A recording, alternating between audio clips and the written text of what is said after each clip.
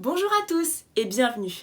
Aujourd'hui, on va parler de la courbe de Phillips ainsi que ses remises en cause à travers les concepts de courbe de Phillips verticale ou encore de Nairo.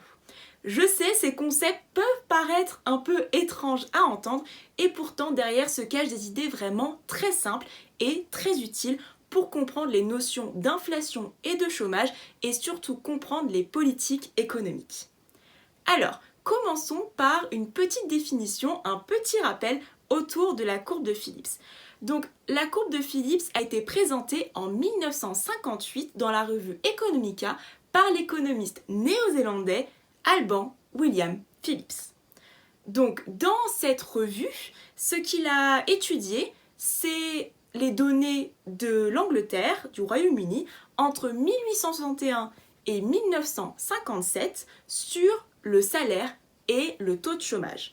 Ce qu'il a fait, c'est qu'il a mis en relation le salaire et les taux de chômage de cette période et il a observé que lorsqu'on avait des salaires très élevés, le taux de chômage était au contraire très faible ou encore lorsque le taux de chômage était très élevé, les salaires étaient très faibles. Donc, il a observé une relation empirique, c'est-à-dire seulement basée sur des données, il n'y a pas de modèle, il n'y a pas de théorie derrière, c'est simplement une intuition qu'il a confirmée avec des données donc sur le Royaume-Uni. Et dans cette étude empirique, il a montré qu'il y avait une relation négative entre les salaires et le taux de chômage. Mais pour l'instant, voilà, cette courbe de Phillips, il n'y a pas de modèle derrière. Ce n'est qu'en 1960, donc 2 ans après, que des économistes s'intéressent aux travaux de Phillips, notamment des économistes très célèbres comme Samuelson et Solow, et ils s'intéressent à la même relation, mais pour les États-Unis, et trouvent cette même relation négative entre le taux de chômage et les salaires, mais eux, ils vont pousser encore plus loin, c'est-à-dire, déjà, ils vont donner l'intuition derrière la courbe de Phillips, que nous allons voir juste après, et en plus, ils vont plus parler de relation entre salaire et taux de chômage, mais entre inflation et taux de chômage. Pourquoi ? Parce que les salaires, en fait, finalement, c'est un gros coût qui va déterminer le prix. Quand vous payez le prix d'un vêtement, vous payez la main-d'œuvre, vous payez le salaire. Donc, si les salaires sont élevés, ça veut dire que les prix sont élevés, et donc, par extension, l'inflation va être aussi élevée, puisque l'inflation, c'est le taux de croissance des prix. Donc on a vraiment un lien presque direct entre les salaires et le taux d'inflation. Et là, grâce à Solow et Samuelson, on retrouve notre courbe de Phillips qu'on connaît maintenant aujourd'hui, cette relation entre l'inflation et le taux de chômage. Donc si je trace la courbe de Phillips dans le repère taux de chômage, inflation, donc c'est-à-dire je mets le taux de chômage en abscisse en bas et l'inflation en ordonnée en haut, on va avoir cette courbe qui va être décroissante. Et donc là, je vais vous présenter juste 2 points de cette courbe pour que vous compreniez vraiment ce que ça signifie. Donc, si je prends le point A, qui va être le point plutôt en bas de la courbe, c'est-à-dire à un niveau où l'inflation est faible et pourtant le taux de chômage est plutôt élevé, ce point A correspond à un point qu'on aurait lorsqu'on fait des politiques budgétaires ou monétaires, donc des politiques de demande qu'on appellerait restrictives.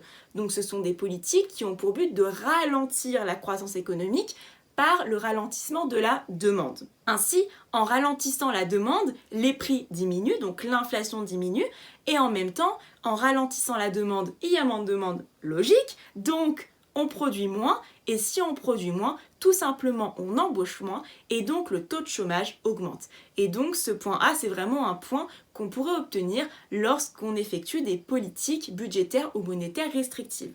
A contrario, le point B, que j'ai mis un peu plus haut sur cette courbe de Phillips, qui a un taux d'inflation plus élevé mais un taux de chômage plus faible, correspond à des politiques de demande qu'on appelle expansionnistes, c'est-à-dire qu'on a pour but de relancer l'activité économique, donc hausse des dépenses publiques, hausse de la masse monétaire, et donc ces politiques-là sont là justement pour relancer l'économie, donc augmenter la demande, augmenter la production, et ainsi faire baisser le chômage, puisqu'en augmentant la production, on embauche plus et donc le chômage diminue. Et en même temps, si la demande augmente, il va y avoir de la pression sur les prix et donc les prix vont augmenter et ainsi l'inflation aussi. Et donc voilà, ce point B, c'est un point qu'on obtiendrait dans le cadre de politique de demande expansionniste. Donc maintenant, quelle est cette intuition derrière cette courbe de Phillips? Pourquoi cette relation décroissante entre le taux de chômage et le taux d'inflation? C'est très simple. En fait, quand on a un taux de chômage qui est très faible, ça veut dire que beaucoup de gens sont embauchés et peu de personnes en fait sont au chômage, tout simplement. Et donc si peu de personnes sont au chômage, ça veut dire que les entreprises ont vraiment besoin de ces salariés. Et donc que les salariés se retrouvent en position de force face aux entreprises. Les salariés ont ainsi un pouvoir de négociation qu'on dit fort.